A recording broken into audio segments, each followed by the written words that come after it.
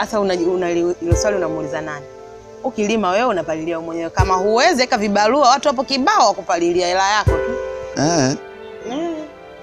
Kwa hiyo mimi niangalie familia, niangalie shamba mimi tu huyo. Wewe umekaa tu pesa zako hazijulikani zinazungukia wapi. Mbona wanawake mnakuwa hivyo nyinyi? Pesa zenu ziingizeni kwenye matumizi na sisi tutumie. Kwa hiyo humu ndani unaona pesa zangu hazitumiki, si ndio? Muda mwingine unatoka humu ndani hata 100 ya kula hakuna, lakini mimi natoa. Au unataka nione kupata taarifa leo nimetoa 2000, nimetoa 3000 ndio maana yake. Sasa hayo majukumu ya mimi kila siku kuangalia kwamba unakula nini, unafanyaje? Karibu. Shemeji za saizi. Sawa, karibu. Mguu unavyoona Shu nimekufuata wewe. Shu, hivi unachokifanya kwa cha haki? Wewe Shu kumtongozea mume wangu mwanamke mwingine? Si ndio nakuuliza Shu? Kumbe uko unajifanya rafiki mwema sana, upo karibu na mimi. Kumbe kuna sumu unaitengeneza hapo kati Nakuuliza wewe. Kwa hiyo mapenzi yangu mimi na mume wangu leo inakuuma sana. Nakuuliza. Umemaliza? Sijamaliza, napumzika. Kwa hiyo wewe Zuu umetoka huko jasho linakutililika mpaka kwenye unyayo, umekuja kunikomesha au? Ndio Shu, nimekuja kukomesha tena ukome. Huyo mumeo mwenyewe amekuchoka. Mwanamke peleche zimekuzidi. Una ulijiwalo, mwanamke msungo ndio maana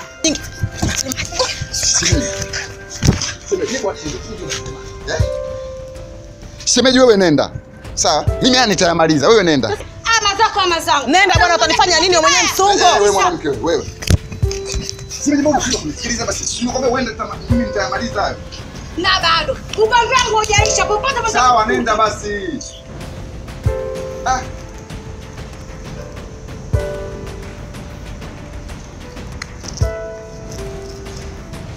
Ina maana mke wangu, haya ndo mambo unayoyafanya huko mitaani. Ya kukuadia waume za watu. Ndio shughuli unaoifanya wewe. Mume wangu.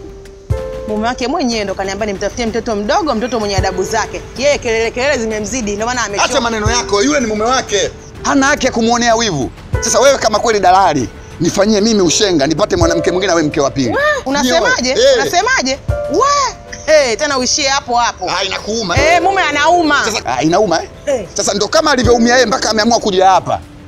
Sijui umenielewa. Wewe unamuona mwanamke mwenyewe ana shepu la Kichaga, tumbo pale, kiuno pale. Haya akija kutangukia hapa, nini kinatokea? Sitaki upuuzi wako. Tena sitaki.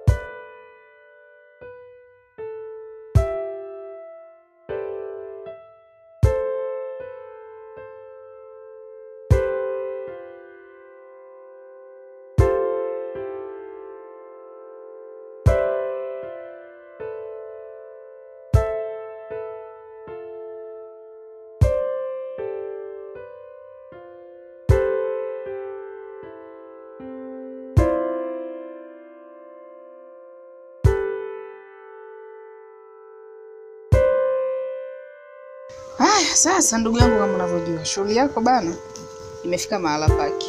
Sisi ndio wenye shughuli kabisa, tena tutaitengeneza iwe vizuri sana. Lakini nadhani unafahamu kuhusu gharama. Shughuli mara nyingi kuifanya lazima igharamikiwe baadhi ya vitu. Na kwako wewe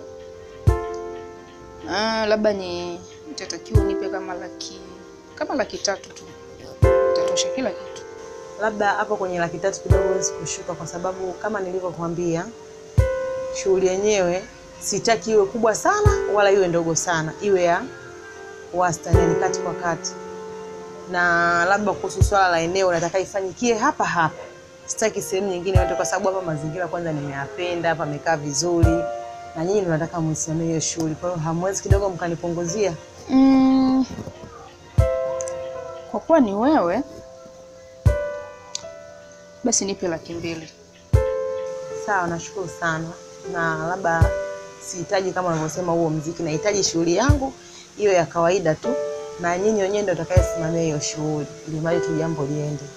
Na je, labda kuhusu yule mtu Hilo swala kuhusu huyo mtu tuachie sisi. Sisi ndio tujua namna gani tutamnasa. Basi sawa, haina shida. Mimi nachotaka tu jambo letu liende. Haya, basi haina shida. Shule yako tutaifanya. Tutafanya maandalizi kama nilivyosema. MC itabidi sasa utafute. Kwa sababu hiyo hela ni ndogo sana kwa kuliko kutafutia MC. Usijali kwa swala la MC, hiyo tufanye limeisha. Basi sawa, kimeisha hicho. Haya, mimi labda nikuache. Haina shida, karibu.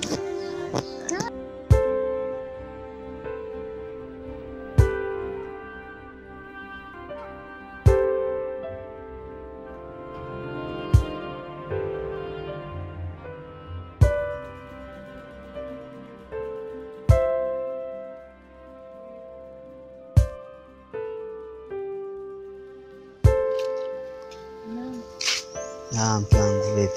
Mama amejikalia huku mwenyewe. Fanyaje wewe uko ndani? Amna, mbona una wivu wewe? Lazima niwe na wivu mume wangu mtu chake. Kweli lakini. Vipi umepika? Nimeshapika mume wangu. Sawa. Mume wangu. Mimi nimekuja hapa kuna jambo nataka nikuombe.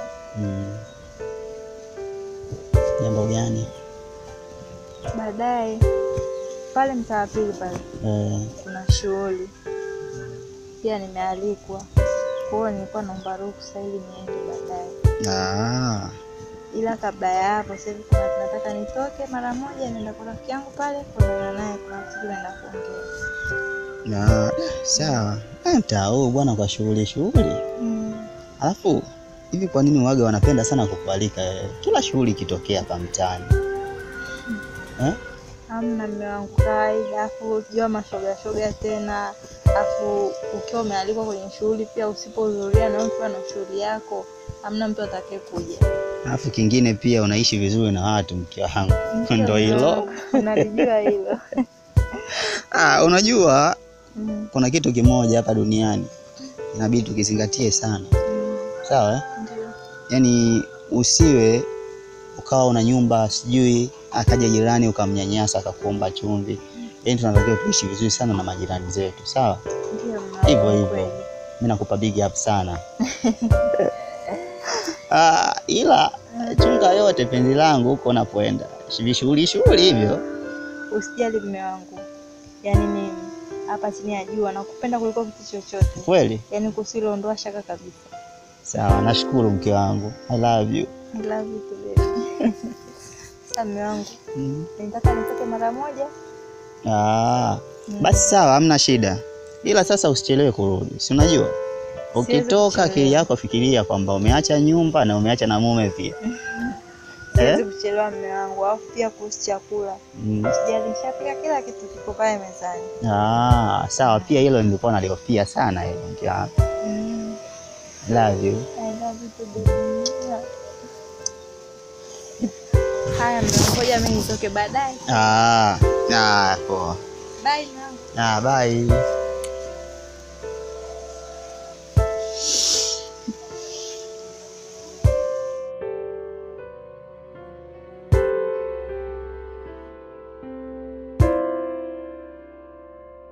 Dashu, una uhakika kweli tutafanikiwa? Juli unanifurahisha. Yaani kwa jinsi walivyonihakikishia, mimi na uhakika 100%. Yaani jambo letu litafanikiwa kama tulivyolipanga. Wala hata msiwe na wasiwasi. Maana wale watoto si unawajua? Kwenye shule wanavyovurugwaga. Wakiingia kwenye shule wale, mbona hapatoshi? Lazima tufanikiwe. Tena mwenzenu wenjo kama enje tayari shajiandaa. Yaani nishasuka. Mtoto wa kike. Kwa hiyo hapo ni kujilimwaga tu. Najiachia tena mama mie. Lakini angalia Dashu. Nisije nikajiachia mwenzenu jamani. Nikaja nikachambwa maana yule achelewi. Wewe tena kwa uoga unaongoza. Lazima naogope mwenzangu.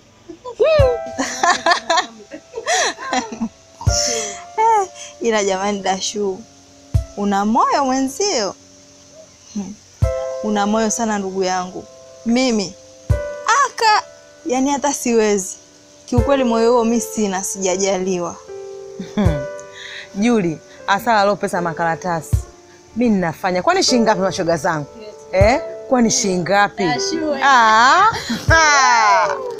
Shoga zangu nyitulieni. Yaani mimi ndo Shuu kama Shuu, mama la mama. Ukisikia joto umbea ndo wale. Na achaje kwanza? Mimi shoga zangu ninaifanya tena kwa mapana 60. Siogopi nini wala nini. Na nina uhakika itafanyika kama nilivyopanga. Si mnawajua wale watoto? Yaani kwenye shughuli wakiingia, hata kama shughuli ilikuwa mpoozo kiasi gani, lazima iwe hivi. Ila wale watoto nawajua vizuri na waaminia wale hawakoseagi. Yaani hawakoseagi wale. Sasa wanaanzaje kukosea Juliana? Na kati wale ndo shughuli zao. Yaani wale zile ndo shughuli zao na ndo zinazowaweka hapa mtaani wanaishi. Zile ndo shughuli zao. Hasa mashoga zangu, la udugu la shoga zangu kuwa na ile amani. Haya waume zenu mmewaaga. Yaani mimi kuhusu hilo hata mna pressure. Mimi nishaaga mapema.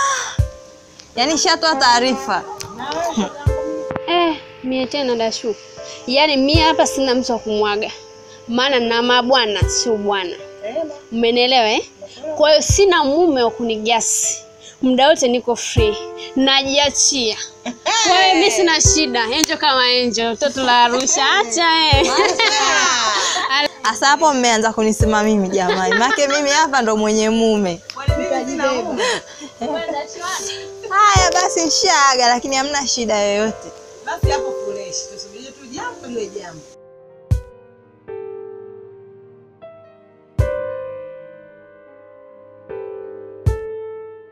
Kwanza una kifua shoga yangu? Una kifua? Kifua ninacho. So kifua hicho unachokimaanisha wewe mpaka unakichungulia. Una kifua cha kuyasikia unataka kukuambia wewe. Kumbe hilo maana yako ndio hiyo. Mimi kifua ninacho, hamna shida. Kuna nini tena shoga? Kwanza unawajua wale watoto kwenye ile nyumba pale, wale watoto wanapendezeshaga sana kwenye shughuli. Wauzo micharuko ya pale? Hao.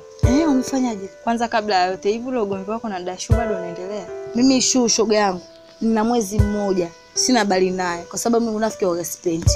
Nimetulia tu nyumbani kwangu. Yaani nimemwepuka kabisa. Kuna nini kwani? Zuu, yani kumbe hata hujui kinachoendelea.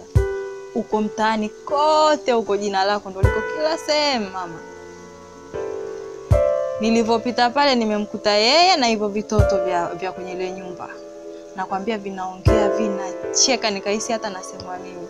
Kujisogeza karibu nikajipitisha pale nisikie kinachoongelewa, kumbe ni jina lako nalisikia. Zuzu. Maneno yaliyoko mtaani sasa. Zuu mume wake hampendi, yeye ndo anajing'ang'aniza kwa mumewe.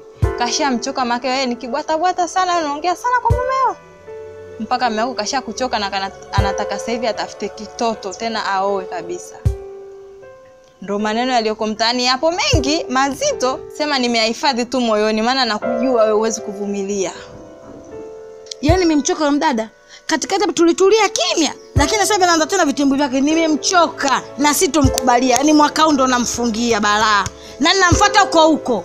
Zuu, ndo maana mimi nikakuuliza mwenzangu una kifua? Nimekwambia kuhusu kwa kweli hakuna hata shida. Ile swala la shughuli ache mimi nitalimaliza. Lakini nitachomfanya kitendo hata unisahau maishani mwake. Wewe nenda. Ila Zuu, we haya. Mimi sipo.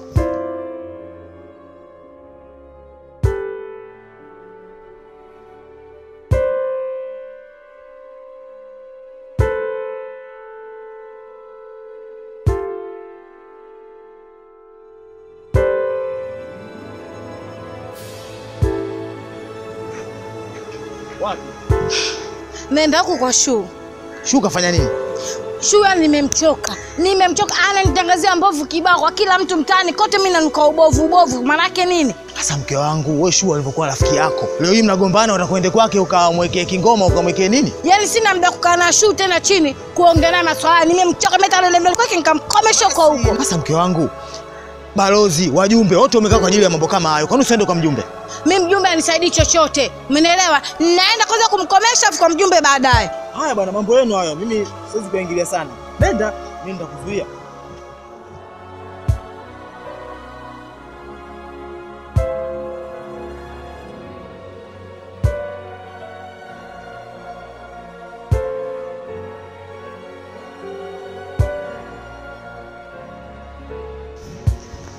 kibao bwana. Tangia asubuhi chenye sijanywa.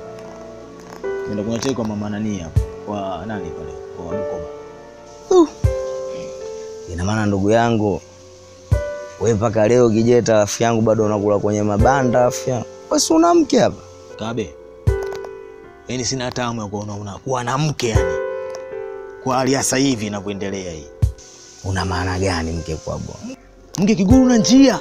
Mke muda wote yani ugomvi mara kapita huku hivi na hivi. Yaani mchana ule sijui nitakula nini. Mchana atakuwa anipikie mwanamke lakini hayupo. Ina maana unataka uniambie ndugu yangu Kijeta bado Zua na maisha yale ya zamani ya madada zetu wa mitaani ile kutunzana sijui beseni sijui usiku wa nani sijui nani kafanyaje, bado hizo mambo anazo? Hajaacha. Yaani Zua hajaacha. Kutokana kila kukicha dera jipya, kila kukicha huku kuna nini? Yaani hatulii nyumbani. Sasa mbona sisi tunakuwa yeye bado anabaki nyuma? Inakuwaje? Sasa hivi natamani kitu kimoja nikifanye mwanangu Kabe. Nataka nibadilishe goma. Kijeta, mimi nina swali moja kwako. Lakini huu ugomvi wa Shuu na Zuu kuna kitu nyuma kinajificha. Unajua ni wa miaka mingi sana ugomvi. Hapo kuna kitu mwanangu Kabe. Maybe nikwambie tu. Jua nini Kabe? Kuna siku moja niliongea na Shuu. Kuna beta na kuna mchumba alikuwa na sisi jirani yake ule sijui ilikuwa sio alikuwa nani yake. Bana nipigie pande pale kama shemeji yako ile kijamsisi asijue lakini Zuu kimya. Pande likapigwa kweli. Siku ya pili yake. Sikiliza mwanangu Kabe, siku ya pili yake sasa. Jibu sijapata mwongozo wote kile kitu kimcho siku ndio ile naona kama Zuu alijua. Ndio hili. Ndio niliposti mimi.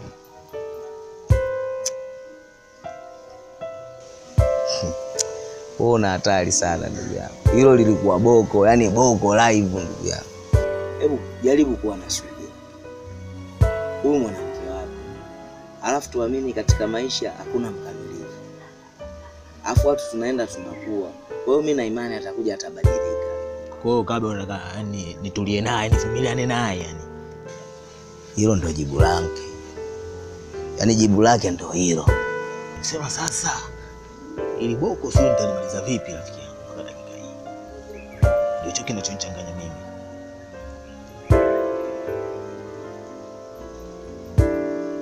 Jambo kubwa hapo wewe Lia na chako. Wewe zungumza na mimi. Au sio? Wewe Lia na chako. Bosi mkeo bwana umeshina. Au mke wangu wa miaka mingi mwaka wa 20 ngapi bwana huu?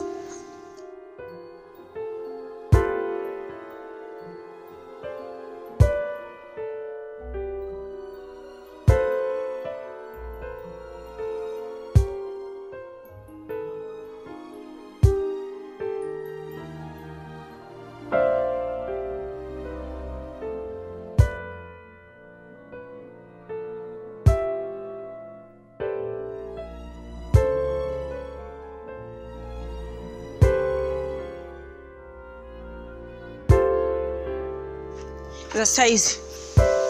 Salama. Mkeo nimemkuta? Hapana, mke wangu ametoka. Shemeji, mwambie mkeo sitaki habari kunifuatilia. Umenielewa? Siku za nyuma tulikaa vizuri kwa tunaelewana, lakini sasa hivi anarudi tena tugombane. Mwambie mimi sitaki. Tena sitaki kabisa. Kwani shemeji, ugomvi wenu hasa nyinyi mnagombea nini? Shemeji, mkeo sikatoka hapa kaenda kwa wasichana ambao micharuko ya pale. Wale tunawakodi tuna katika mashughuli. Kaenda kanichafua. Tena mwambie mimi sitaki. Nitakuja kumfanya kitu kibaya hata nisahau maishani mwake. Mwambie kabisa.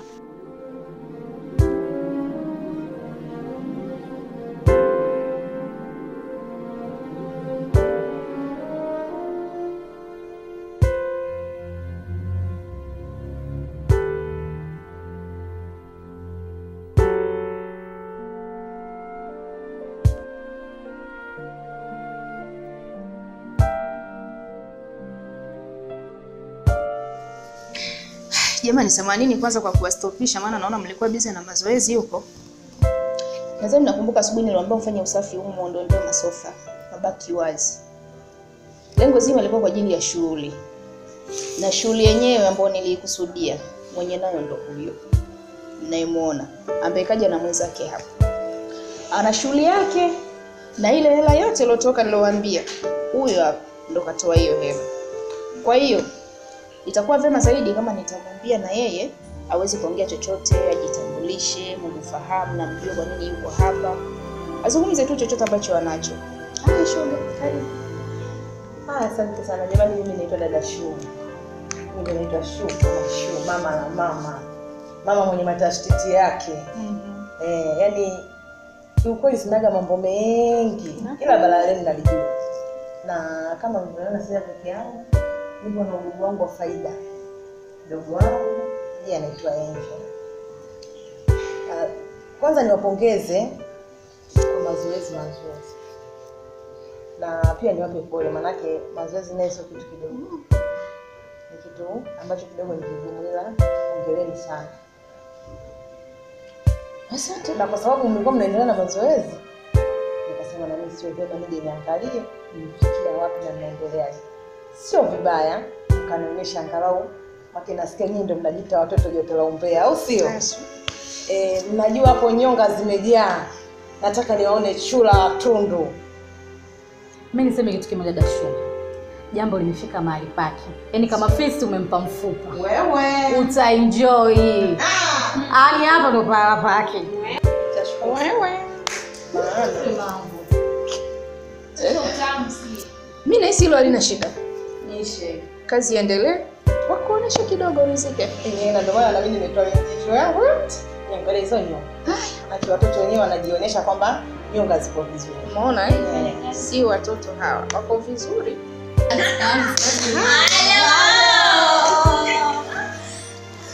Haya, haina shida.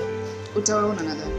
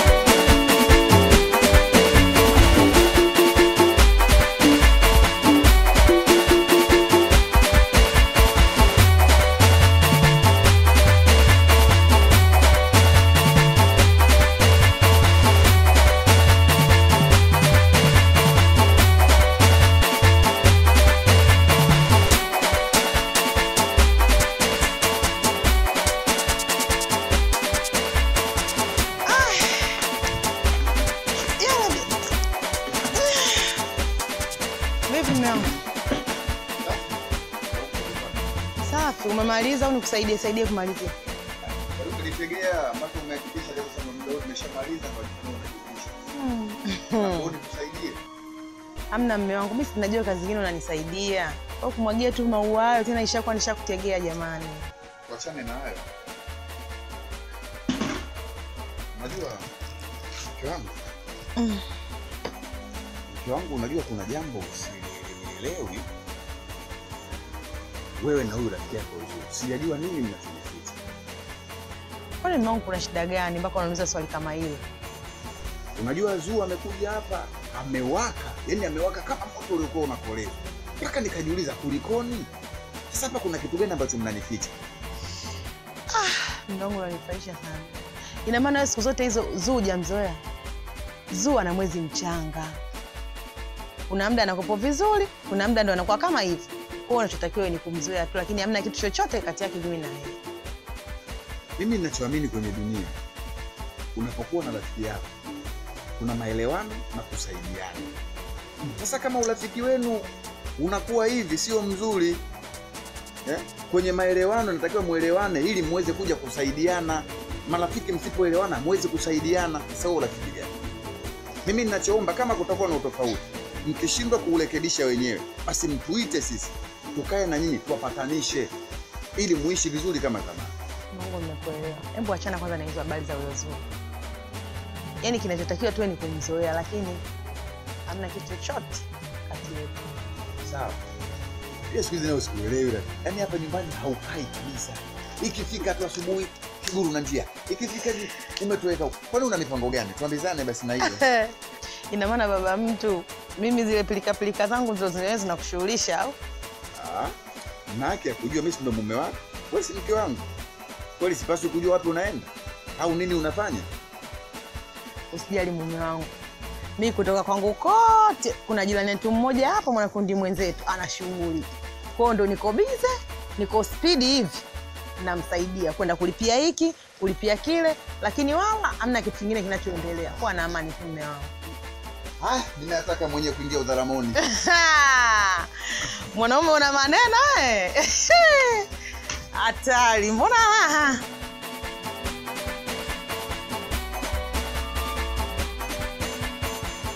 Sasa umesikia? Yaani mimi leo sitaki hata kula mboga ya majani hata kidogo. Sitaki kula mboga ya majani. Leo nataka ka ugali fulani hivi na shombo. Niweke hata kifungo cha samaki hivi. Umesikia mke wangu? Ndio ndio unipe hiyo. Sasa hela sipo ndani pale juu ya kabati pale. Haujaiona? Wewe tena. Sasa kuchukua tu vidagaa vya buku na kula shombo. Shombo fulani hivi. Wewe kila siku matembele na nini. Hata maharage leo sitaki. Nataka shombo. Utaangalia hivi kitoto. So uangalie. Karibu.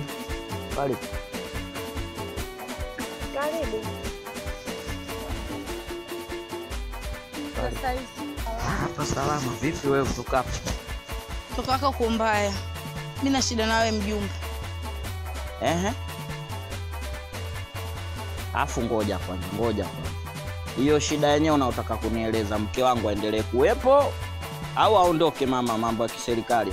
Awepo tu, hamna shida. Awepo Haya niambie. Mjumbe, mimi nimekuja. Kuhusu mwana kijiji wako, si nani wako, shu yule. Yaani ananivuruga maneno machafu mtaani. Sasa hizi naenda kumuuliza, ananitukana, ananiambia mimi msungo. Nyie tena. Kutwa kugombana kama watoto wadogo. Kwani mmeshaziwa? Nyie mmeshaziwa? Ugomvi tu kila siku. Sasa sikiliza, mimi nimechoka hizo kesi zenu. Nimezichoka kabisa. Wewe kila siku unakuja hapa kunishtakia habari za wewe. Nyie si mlikuja mwanzo hapa au hamjaja nyie? Si mlikuja nyie? Ilikuwaje? Na leo unakuja tena. Sasa nakwambiaje, hiyo kesi mimi sitaki kuisikia kabisa. Wewe nenda kamuue, nenda mchukue kamloge, nenda kamfukie, mtajuana wenyewe. Sasa hivi kesi yako mimi siitaki. Mnagombana. Sitaki tena. Siku nitakuja ninywe pombe afu mje hapa na kesi zenu niwafukuze na bakola. Na amua kesi kipombe. Ndio mtajua mimi ni nani. Mnaita mambo ya kijinga hapa. Kila siku mnagombana nyie tu kama watoto wadogo, wakati watu wazima kabisa. Mimi sitaki kusikia hayo mambo. Sitaki kabisa kusikia hayo mambo. Sawa mjumbe, nimekuelewa. Lakini chochote kinachosikia kwa mtaani usishangae, na mfanya kitu kibaya tu nisahau. Kama kuna kesi nyingine ndo njoo nayo hapa. Mambo ya kila siku nakuja na kesi moja tu, shushu. Muue. Mpeleke jela, mfunge, mloge, mfanye kila kitu. Kwa watoto wadogo bwana, kila siku anagombana wao tu. Wangezaliwa tumbo moja tu. Mngezaliwa tumbo moja. Hapo tu mmekuwa majirani. Vipi bwana? Hao ndo kawaida yao. Hata yani wanagombana sana mpaka tu shazi. Hawa. Wanawake sijui apoje hayo. Kumbe ndo tabia yao Sasa mimi nakwambiaje, hawa hata akija tena ukinikuta nimelala ndani, wewe nishtue natoka na bakuli. Na wachapa kama watoto wadogo. Ita mambo ya kijinga. Si wananchi wako. Sasa na wewe huo utakuombea. Basi andaa basi chakula. Bwana, saa ngapi kwanza? Andaa hata chakula kidogo tupate. Ndio kwanza saa 3 nataka chakula. Kumbe saa 3. Na kantia njao, nimeongea kweli paka njaa imenuma bwana. Ndio kazi unachagua hii.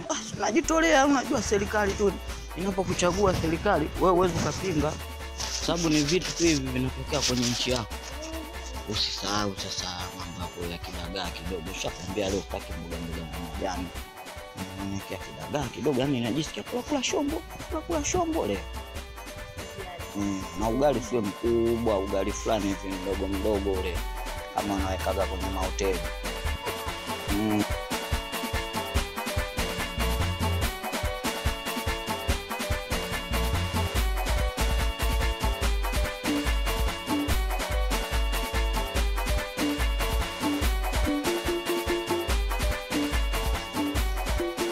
Mbona hai vipi Zu? Shikamoo. Marhaba. Wewe acha tu mamangu. Si huyo Shu. Yaani Shu mamangu kanichafua. Kwa wale watu wa pale micharuko hivi. Yaani kanichafua vibaya. Kwa hiyo niko naenda kwa watoto kuwauliza. Ni watoto. Yaani nyie kila siku kugombana. Hivi nyie ugomvi wenu utaisha lini? Yaani mamangu, ugomvi wetu mimi na Shu sijui kama utakuja kuisha. Kwa sababu kuna mambo niliyasikia anafanya juu ya mume wangu. Nikamfuata na nikamuuliza.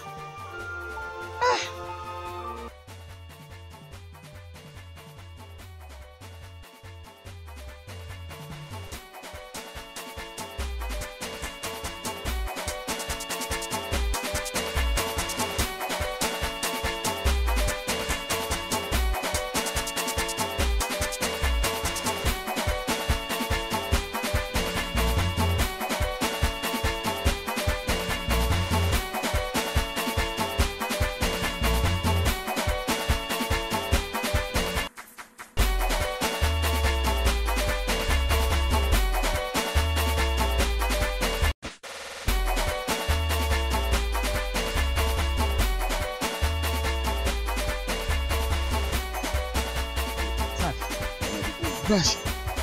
Bana mimi ndugu yangu nimekuja. Nilikuwa hapo nyumbani, nimekaa. Nikaona ngoja nije kuzungumza na ndugu yangu kuhusiana na tofauti walionao kesi.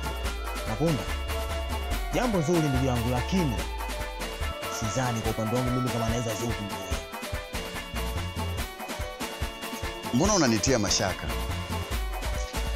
Pale ninapoona wewe kama baba wa familia unashindwa kumaliza jambo hili, inaonesha wazi kabisa wewe unamilikiwa na mke wako. Ndio. Na ndio maana unashindwa kuangalia namna gani unaweza kufanya juu ya hili. Yaani ukisema namilikiwa, hiyo sio kweli ndugu yangu. Sema tu kwenye upande wa ugomvi mke wangu akigombana na mtu, yeye anakuwa vigumu sana mimi kutetea ugomvi wake. Anapendaga yeye mwenyewe umalize. Na jambo jingine mimi yani mambo yake Zuu anapendaga yeye mwenyewe yani ayamalize. Mjumbe tu kwa balozi hataki kusikia. Kwa hiyo wewe umelizika na hiki wanachokifanya wake zetu? Hata ningesema sijalizika, tafanyaje? Mke wangu mimi siwezi kumzuia kwenye upande wa ugomvi yule. Simwezi. Sawa, mimi nimekuelewa. Lakini sisi kama wanaume inatakiwa lazima tuweze kujua namna gani tunaweza kuongoza wake zetu lakini tukikubali wao watutawale sisi, sidhani kama tunaweza kuboresha nyumba. Fanya kitu kimoja. Mimi naomba wewe unisaidie hili jambo. Mimi unisaidie wewe hili jambo. Kumaliza mtafaruku ule uko pakati. Ila mimi siwezi kwa Zuu. Kama unaweza kulipambania ukalimaliza. Sawa, mimi nikushukuru. Sawa, karibu. Karibu sana Mapunda.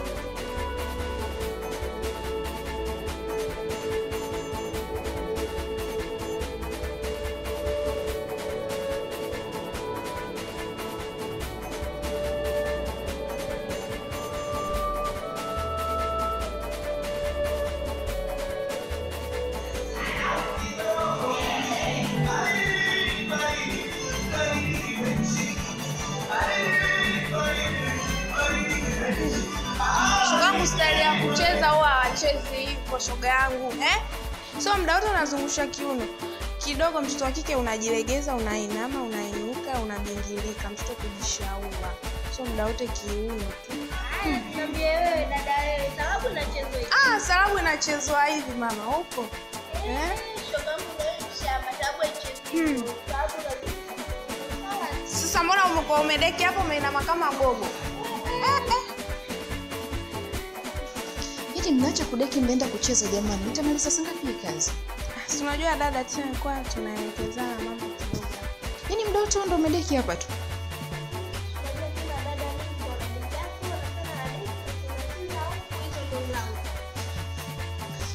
Shemaiwa.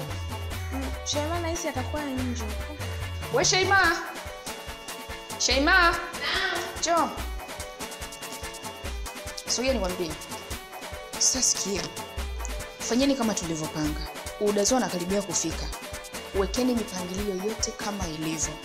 Alafu wewe itabidi ukae nje ili akija tu umpokee, ukae naye nje, upige naye story ya kufanya kama mzugazuga kwanza.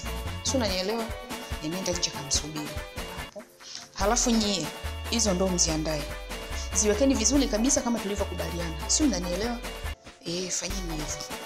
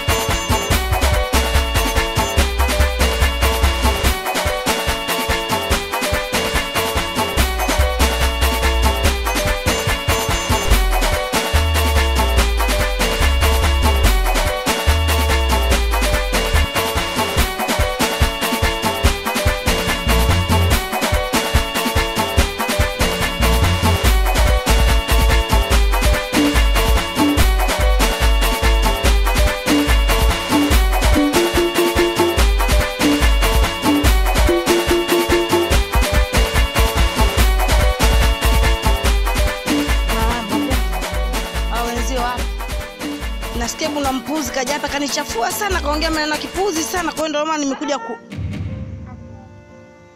Mimi leo sikuwepo, labda nikuje.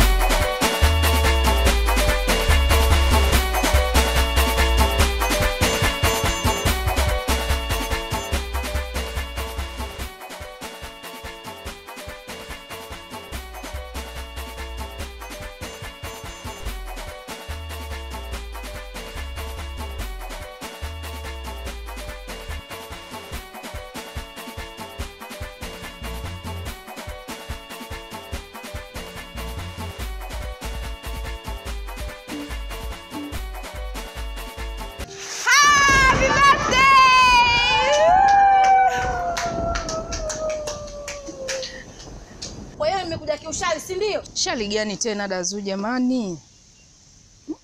Hujui kama leo tarehe 10 mwezi wa kwanza siku yako ya kuzaliwa? Ni kweli tarehe 10 mwezi wa kwanza ni siku yangu ya kuzaliwa. Lakini nasikia hebu acha hizo basi. Twende tukaongelee ndani. Twende tukaongelee ndani mama. Twende. Happy birthday to you. Happy birthday to you. Happy birthday.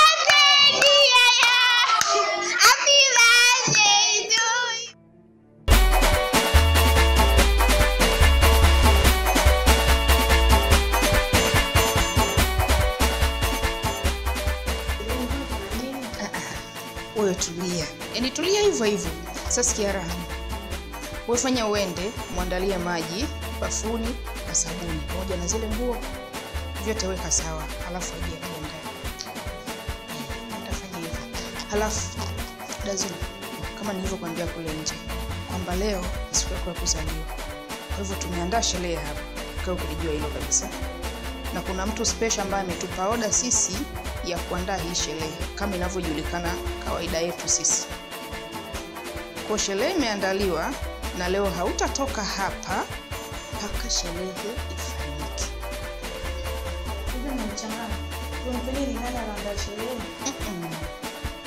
Huyo mtu nataka kumfahamu sasa. Utamfahamu baadaye. Sasa hivi unachotakiwa kufanya wewe ni kujiandaa, ukaoge. Baada ya hapo tunakupeleka saluni. Sawa? Ukasetiwe, ukawekwe fresh kabisa, ufanyiwe manjumati yote.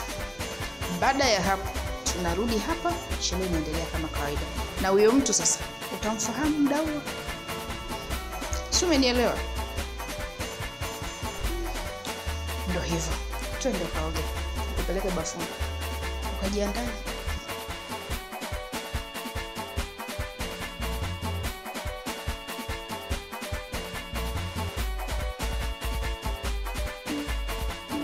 Ndio mwenyewe jiandaa tayari. Mimi niko kama yote, jambo lenyewe lilikuwa fupi tu hilo.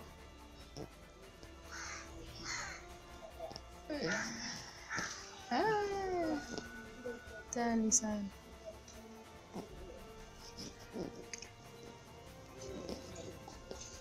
Nini na wewe unatuweka.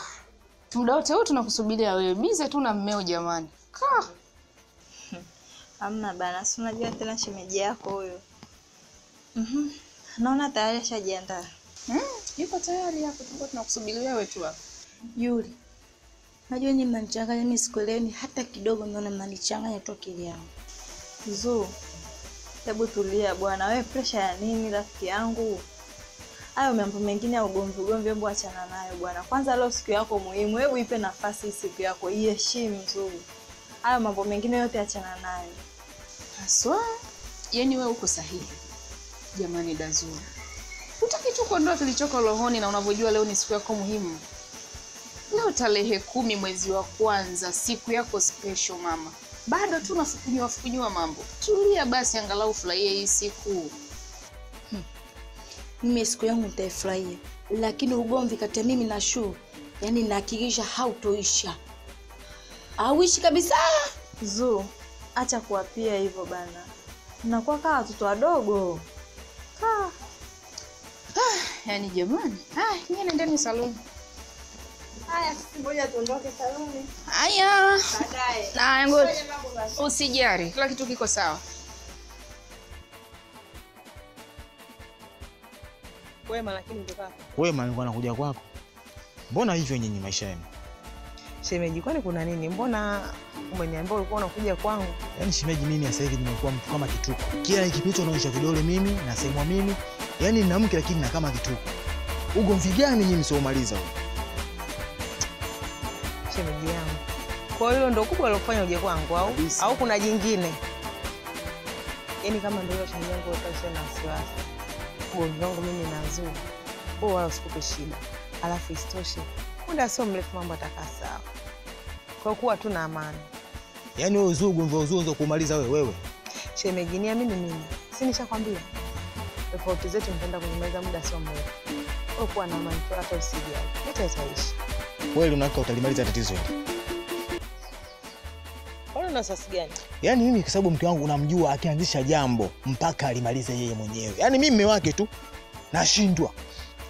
Sawa, najua hata kama mke wako unasema mkorofi, lakini mimi ni mkorofi zaidi yake. Kwa sababu mimi ni mkorofi. Mkeo mwenyewe ananijua vizuri, ila nimetulia tu. Sitaki shari. Limalize bwana ile jambo.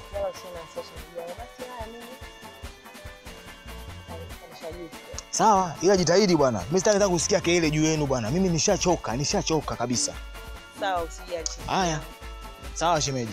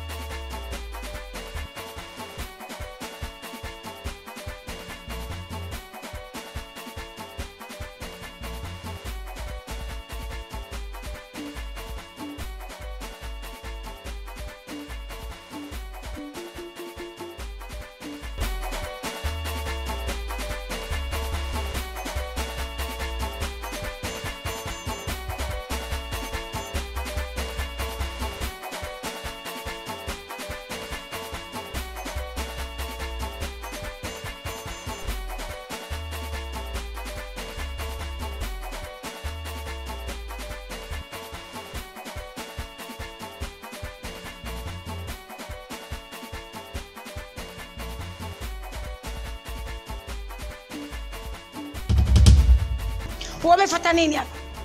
Nakuuza wamefuata nini hapa? Naomba ondoka sasa hivi, ondoka. Ondoka nakwambia. Zuu, hebu kuwa mpole basi rafiki yangu. Jiheshimu hata hii siku yako. Cheki tumetoka huko mwenyewe umependeza, tushakuja hapo ushakunja sura ushakuamba. Hebu cheki hata ufanani. Hayo mambo mengine yote hebu achana nayo bana. Naomba mnisikize kwa makini. Mkitaka shughuli ifanyike, yule aondoke. Kama hajaondoka mna shughuli ya nini hapa? Mnasema wala nini nakwambieni? Hebu sikiliza. Acha haya yapite. Umenisikia? Acha yapite, mchukue muongezeni ndani. Happy birthday to you. Happy birthday.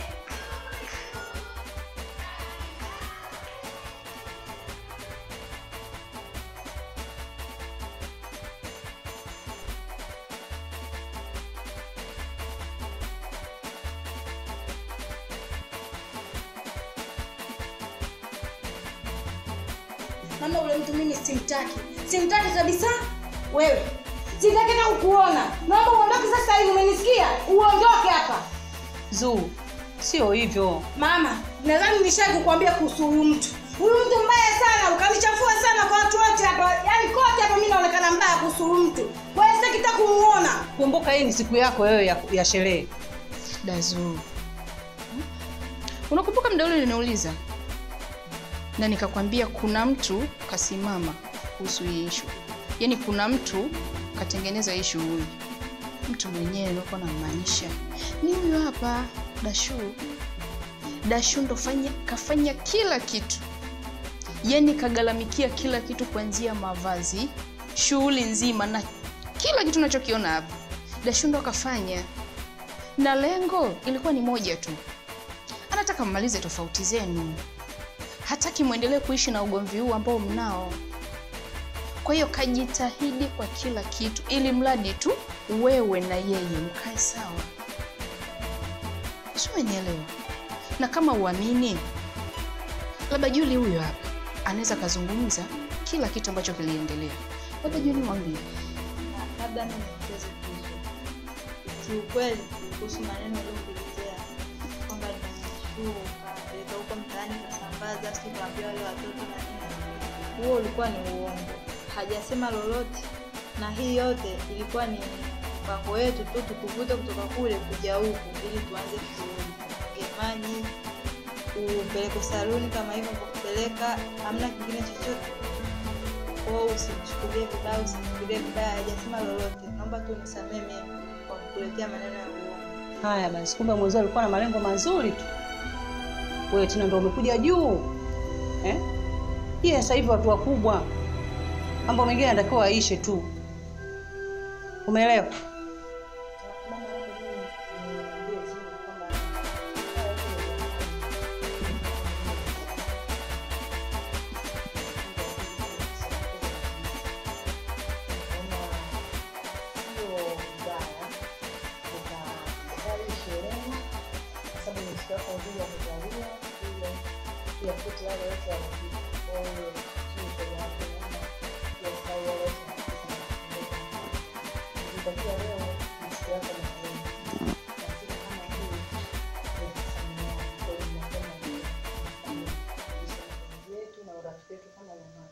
Kwa sababu wewe mwenyewe umekuwa ukitambua kama tulikuwa tukishiriki, isipokuwa tu ni mambo ya hapa na pale.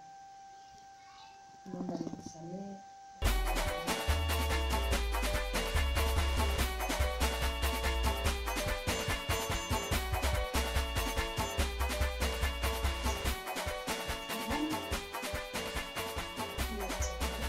Yote Yaisha.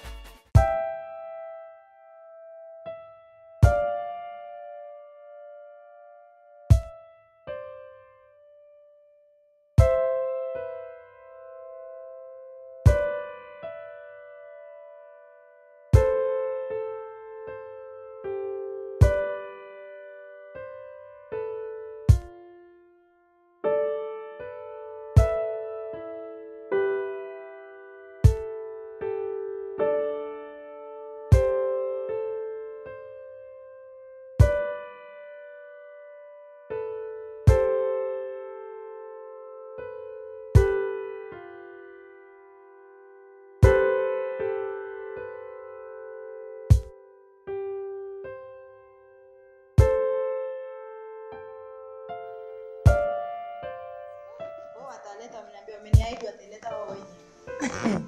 Zu, vipi? Subiri. Jaelewa kwanza hapa nasikia mada keki mpaka sasa hivi sielewi. Jamani mimi ndio nimeenda shule. Kwa kusikia kitu usijali. Yaani kila kitu kitaenda kama kilivyopangwa. Na mbona sielewi? Unaelewi nini tena Shuna wewe? Unataka kuniambia hapo ndo? Hapana bwana. Sasa Shu, nibadilike na kati mimi si tayari nishavaa jamani. Unamalizaje? Na kati hii mimi nilinunua tu kwa ajili ya kushindia mchana, lakini konki yenye kubwa kuliko ipo ndani. Ninataka upendeze Zuu. Leo ni siku yako, Yaani nataka uwashangaze wale wote walikuwa wanasema tunataka tuone watuone. Kwa nini wasituone? Maana kuna wasimamia kucha, wavimba macho, nataka macho yawe kodi. Haya. Lakini Shu, yani sijategemea kama utanifanyia haya yote. Nashukuru sana Shu. Zuu. Nashukuru sana. Ni wajibu wangu pia ujue. Twende. Mimi taja kuja tena kwenye wewe tena Shilano, twende ukaone utatiaje saini.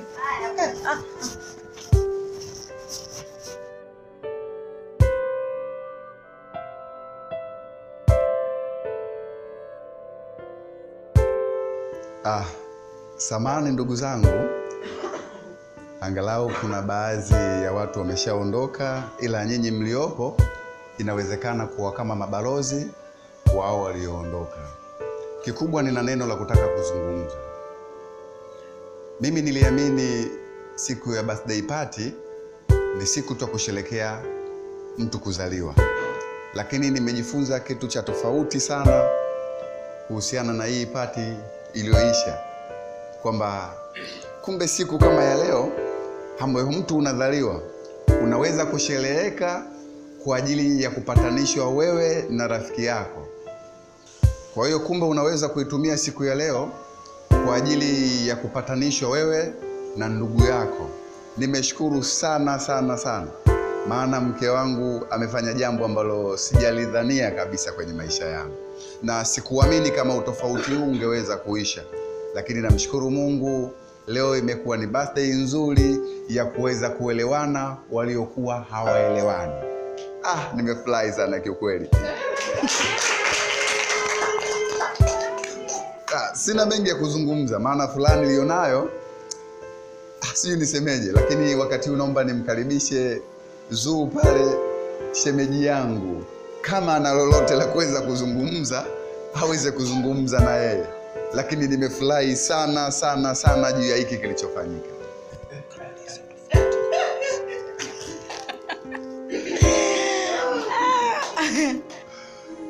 Wakati anakuja niwakumbushe jambo. Siku moja nilikutana na ndugu yangu, tulijaribu kujadili kuhusiana na tatizo lililopo. Ndugu yangu alionekana kwamba mipango imeisha juu ya kusuluhisha ugomvi huu.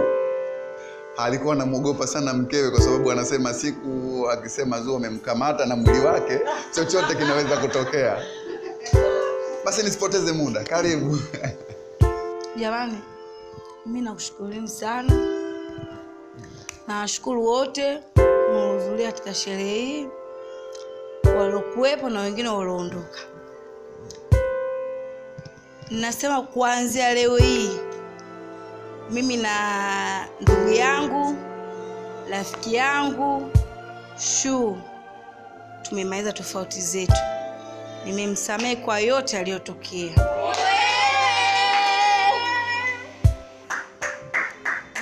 Na sio Shu tu, yoyote ule kama nimemkosea na yeye kanikosea, basi kupitia sherehe hii naomba tusameane.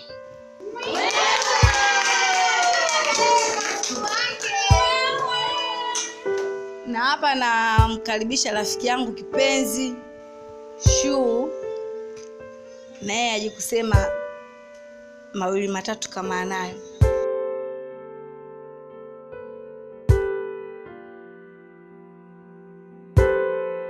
Jamani, awali ya yote kwanza na furaha yangu imepitiliza, na pia niwashukuru kwa jinsi mlivyoitikia. Nimekuja kwa wingi, na washukuruni sana. Pia nilipata tabu sana katika kurudisha mapenzi yangu ya dhati kwa udugu wangu Zuu. Nilijaribu kila njia, lakini baada ya kujua kwamba siku yake ya kuzaliwa imekaribia, nikaona hiyo ndio itakuwa njia yangu sahihi kurudisha urafiki wetu. Kweli nilisumbuka sana, na mume wangu alikuwa shahidi, maana pilika zangu zilizidi mpaka mume wangu kuna wakati alikuwa akinifikiria vibaya, lakini yote ilikuwa katika kutafuta amani kwa Zuu. Nashukuru Mungu leo hii mpaka kufikia hapa. Zuu, nakupenda sana shoga yangu.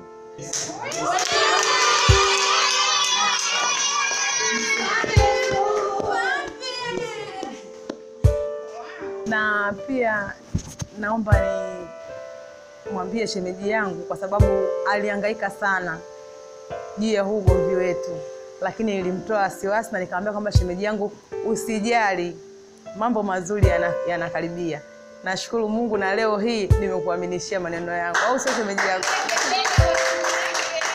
Pia nitakuwa mchoyo wa fadhila kama sijamshukuru mume wangu. Mume wangu alisimama na mimi. Nakupenda sana mume wangu. Jamani, mume wangu ndio hivyo, mumzoee. Jamani, asanteni sana, nashukuru. Jamani, naruhusu kumfuta jasho? Yaani kuonesha jinsi gani na upendo na yeye.